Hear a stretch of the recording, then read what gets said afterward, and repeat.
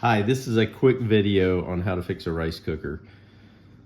So this rice cooker wouldn't work. I decided to take it apart and check for a fuse. Notice that a lot of these things have little rubber feet you have to pry out. Under those feet are screws. Pull those out. This one had some safety screws that were nothing more to keep you from tampering with it. I got those out with a little screwdriver. Pop this off.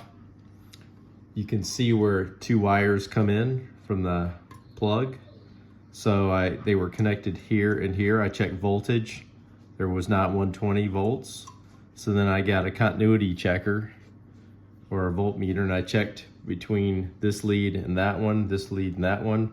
I found that there was continuity between one of these plugs in here, but nothing here. So I pulled back this protective sleeve. There's this little guy in here, which is a thermal fuse. I typed rice cooker thermal fuse on on Amazon. Found it right away.